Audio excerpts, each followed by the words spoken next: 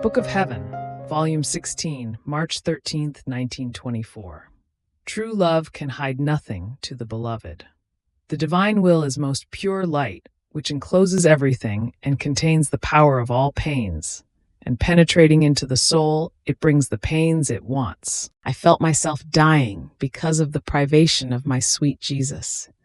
Then, after much struggling, he moved in my interior and he shared his pains with me, but so much that I felt I was suffocating. I felt the rattle of agony, and yet I myself am unable to tell who was the cause of my pains. Only I felt I was within an immense light, and this light changed into pain for me. Then, after I had somehow suffered, my lovable Jesus told me, "My daughter, this is why I did not want to come, because the pains I was suffering were so many, and in coming to you, my faithful one, who is inseparable from me, my love would have led me to share them with you, and I, seeing you suffer, would have suffered in seeing you suffer because of me." And my Jesus, how you have changed. It shows that you no longer want to suffer together with me. You want to do it on your own. After all, if I am no longer worthy to suffer together with you, do not hide yourself, but come without making me suffer. It is true that not sharing in your pains will be a nail too piercing for me, but it will be less painful than your privation. And Jesus, "My daughter, you do not know the nature of true love, and this is why you speak this way. True love can hide nothing to the beloved, neither joys nor pains. Even for one sorrowful thought, for one fiber of the heart which it hides and does not pour into the beloved, it feels as though separated from her, discontent, restless, and until it pours its whole heart into the loved one, it cannot find rest. So coming and not pouring in you my whole heart, my pains, my joys, and the ingratitude of men would be too hard for me. I would content myself with remaining as though hidden in the depth of your soul, rather than coming and not sharing with you my pains and my most intimate secrets. Therefore, I will content myself with suffering and seeing you suffer, rather than not pouring my whole heart into you." and my Jesus, forgive me. I said this because you said that you suffered in seeing me suffer. But may it never be that there be anything which may separate us in love. Rather, any pain, but separated, never. And Jesus added, "Do not fear, my daughter. Wherever my will is, there cannot be separation in love. In fact, I did not do anything to you. It was the light of my will that made you suffer. Penetrating into you like most pure light, my will brought my pains deep into the most intimate fibers of your heart. My will is more piercing than any iron, more than nails, thorns, and lashes. Being most pure light, in its immensity, it sees and encloses everything. Therefore it contains the power of all pains. And as it makes its light penetrate into the soul, it brings the pains it wants. So, since your will and mine are one, the current of its light brought you my pains. This is how my divine will operated in my humanity. Its most pure light brought me pains at each breath, at each heartbeat, at each movement, into my whole person. Nothing was hidden to it, either what was needed in order to restore the glory of the Father on the part of creatures, or their offenses, or what was needed in order to save them. Therefore it spared me nothing. Its most pure light crucified my most intimate fibers, my heartbeats of fire, and so it made of me the continual crucified.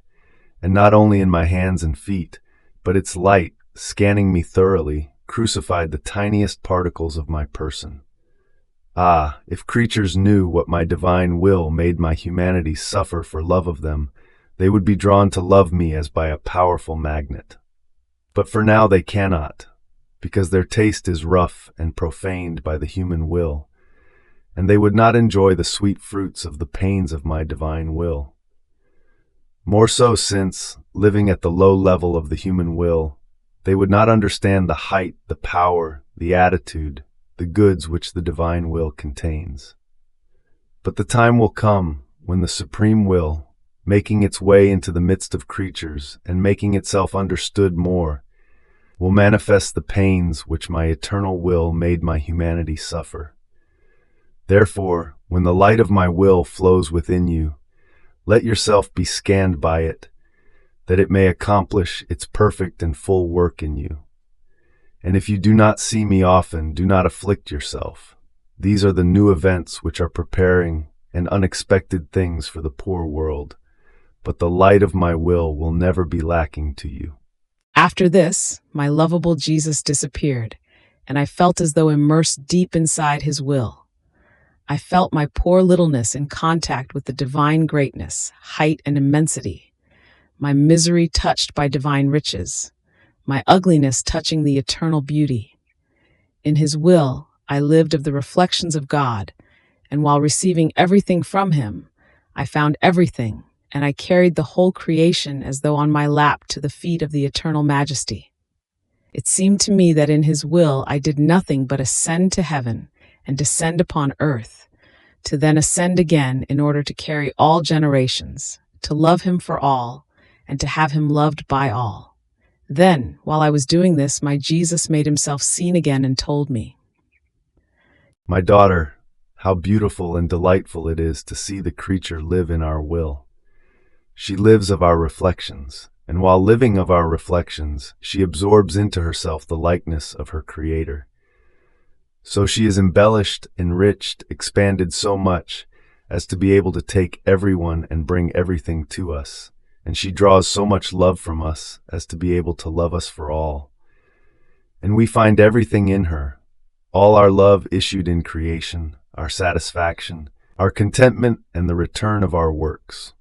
Our love toward the soul who lives in our will is such and so great that what we are by nature, the soul becomes by virtue of our will. We pour everything into her. Not even one fiber of hers do we leave out which is not filled with what is ours. We fill her so much to the point of overflowing, forming divine rivers and seas around her, and into these seas we descend to amuse ourselves, and we admire our works with love, feeling fully glorified. Therefore, my daughter, live in the most pure light of my will. If you want your Jesus to repeat again that word which he spoke in creating man, by virtue of our will, let us make this soul in our image and likeness.